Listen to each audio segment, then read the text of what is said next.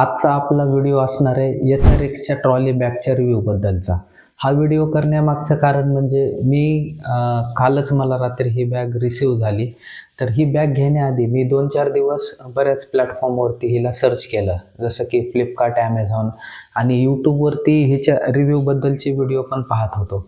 पण कुठलाच व्हिडिओ मला असा सापडला नाही की ज्या ठिकाणी कोणी पर्सनली बॅग बाय करून ती दाखवली असेल। सर्वच व्हिडिओमध्ये काय होतं, फ्लिपकार्ट आणि ॲमेझॉनवरती हे बॅगचे पूर्ण डिटेल तिथं शो करायचे, म्हणजे बॅगचे इमेजेस, स्पेसिफिकेशन सगळे ॲमेझॉनवरून किंवा फ्लिपकार्टवरूनच दाखवायचे। कोणी बॅग बाय करून तिचा रिव्ह्यू केला नव्हता। बॅग बाय करताना कुठली प्रॉब्लेम येऊ नये किंवा हिच्यासाठी तेवढे पैसे देणं वर्थ इट आहे का, हे सगळं ही व्हिडिओ बघितल्यानंतर तुम्हाला क्लिअर होईल। तर सगळ्यात आधी आपण बोलूया हिच्या डिझाईन बद्दल। डिझाईन जर पाहिली तर एकदम न्यू आणि युनिक आहे, स्टायलिश बॅग ही वाटते। ह्या ठिकाणी HRX ब्रँडिंग त्यांनी दिलेलं आहे। 4 व्हील्सची पण बॅग येते आणि 8 व्हील्सची पण बॅग येते।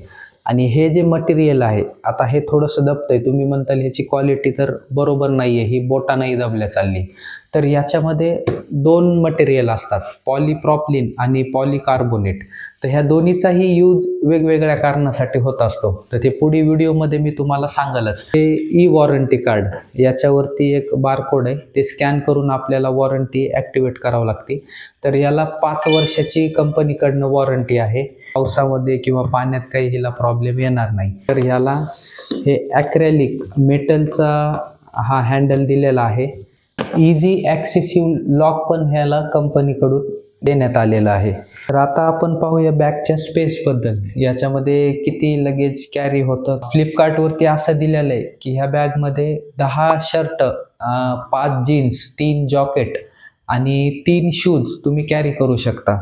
मग मी ही मागवली आहे 2चा सेट। एक आहे छोटी बॅग आहे, ती जी आहे 55 सेंटीमीटरची, आणि ही जी बॅग आता मी ओपन करतोय तर ती आहे 65 सेंटीमीटरची। ही आहे 55 सेंटीमीटरची बॅग। याच्यातही काहीच फरक नाही आहे। 8 व्हील आहेत, ॲक्सेसिव्ह लॉक आहे, सर्व काही सेम आहे। कॅपॅसिटी ह्या दोघांची साईजवरती डिफरंट आहे। ही आहे 55 सेंटीमीटरची, 58 सेंटीमीटरची बॅग, आणि ही आहे 65 सेंटीमीटरची बॅग। तर सर्वात आधी आपण ह्या मोठ्या बॅगला चेक करू की याच्यामध्ये आपण किती लगेज कॅरी करू शकतो। तर हा मेन कंपार्टमेंट आहे लगेजसाठी। दुसरं आहे, ह्या ठिकाणी पण तुम्ही आणखी स्पेस दिलेला आहे त्यांनी। तुम्ही ह्याचा वापर कपडे ठेवण्यासाठी देखील करू शकता।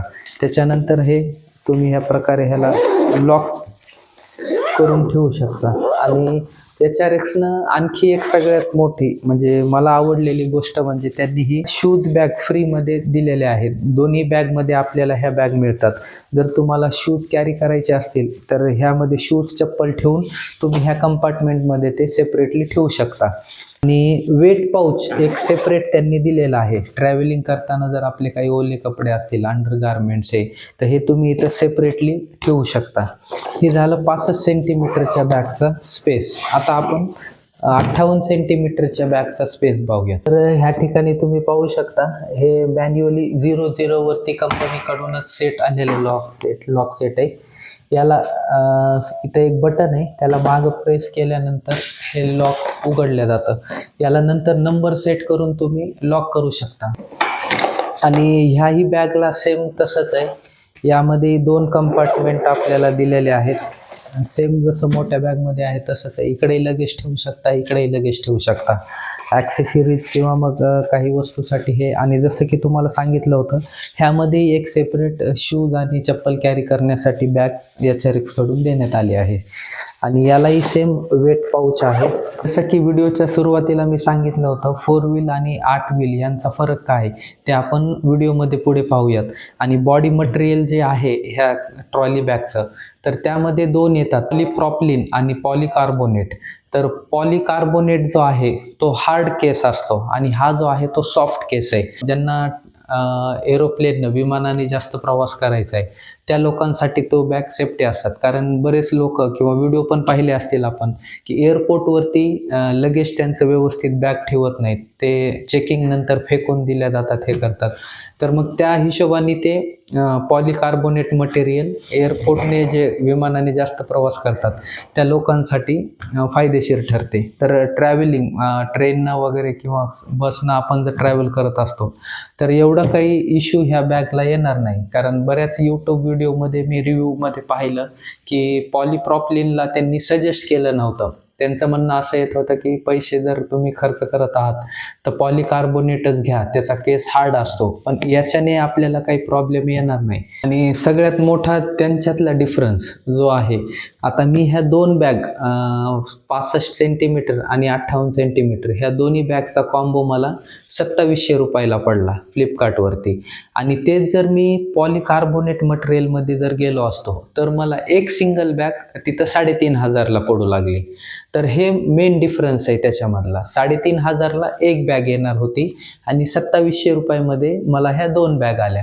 आणि मेन जो आता महत्त्वाचा पार्ट आहे तर त्याच्यामध्ये हा 4 व्हील आणि 8 व्हीलचा.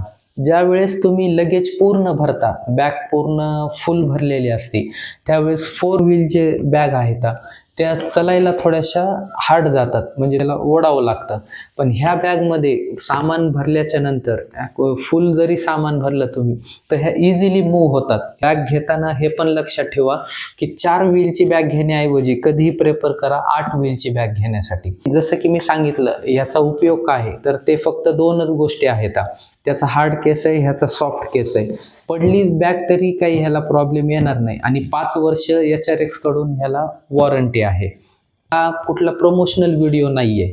जी मी प्रॉब्लेम फेस केली, मी ही बॅग घेण्याच्या आधी 2-3 दिवस फ्लिपकार्ट, ॲमेझॉन आणि यूट्यूब तिन्ही ठिकाणी बरेच सर्च केलं. मला यूट्यूबवरती असा एकही व्हिडिओ दिसला नाही जिथे लोकांनी ही बॅग बाय करून रिव्ह्यू दाखवला होता. ते फ्लिपकार्ट किंवा ॲमेझॉनच्या वेबसाईटवर जाऊनच पूर्ण रिव्ह्यू तिथं वाचून तुम्हाला सांगत होते. तर कसा वाटला आजचा व्हिडिओ कमेंट करून नक्की सांगा. आणि व्हिडिओ आवडला असेल तर व्हिडिओला लाईक कमेंट करायला विसरू नका. त्यासोबतच चॅनलला सबस्क्राईब नक्की करा.